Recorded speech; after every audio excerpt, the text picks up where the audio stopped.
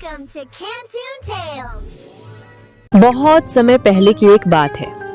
एक घने जंगल के बीच बसा था नंदवन गांव। सुंदर, शांत, लेकिन रहस्यमय, क्योंकि उस गांव के पास था एक श्रापित खंडहर जो एक साधु के कारण श्रापित हो गया था। शाम होते ही लोग अपने घर का दीपक बुझा देते थे और चुपचाप सो जाते थे, और अगले दिन का सूर्य उदय होता तब ही बाहर निकलते।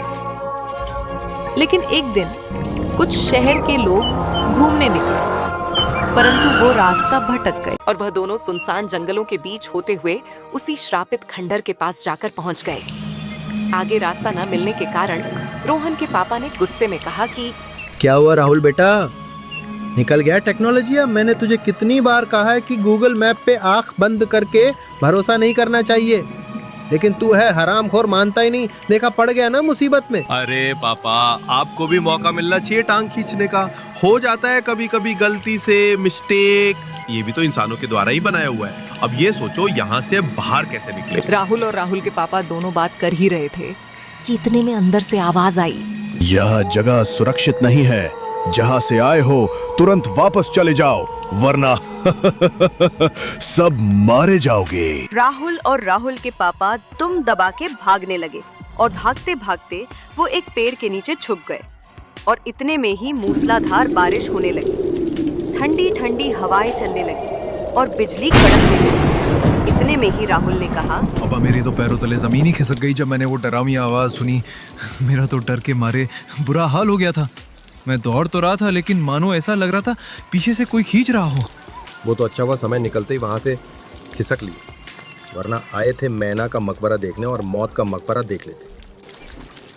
वो तो अच्छे कर्म काम आ गए। इतने में रोहन को एक घर की लाइट चालू दिखाई दी और वो दोनों वहाँ पर चले गए। फिर राहुल के पापा ने तेज आवाज में कहा, अरे भाया, कोई है क्या घर में?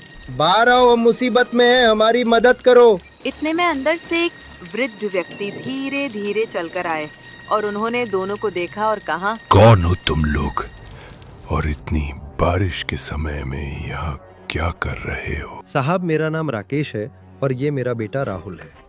हम घूमने निकले थे, लेकिन कुछ कारण से रास्ता भटक गए और एक भूतिया खंडर पर जाकर पहुंचे, जहां से अजीब अजीब आवाजें आने लगी और वहां से भागते हुए हम इधर आ गए। आप ही कुछ मदद करें। अच्छा, तुम श्रापित खंडहर की बात कर रहे हो। वह आवाज एक श्रापित साधु की है जो आज तक श्राप से जूझ रहा है।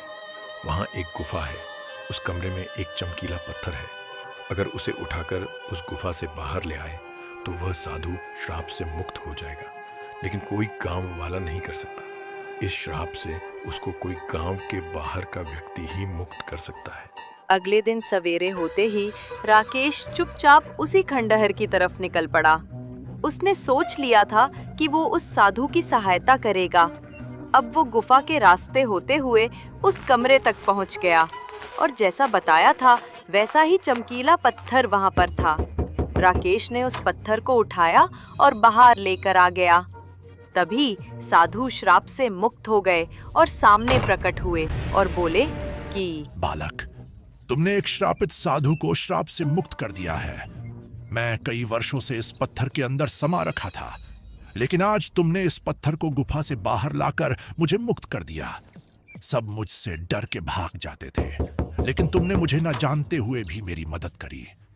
तुम जैसे इंसान धरती पर कम ही बचे हैं। मैं तुम्हारा आभार जिंदगी भर नहीं भूलूंगा।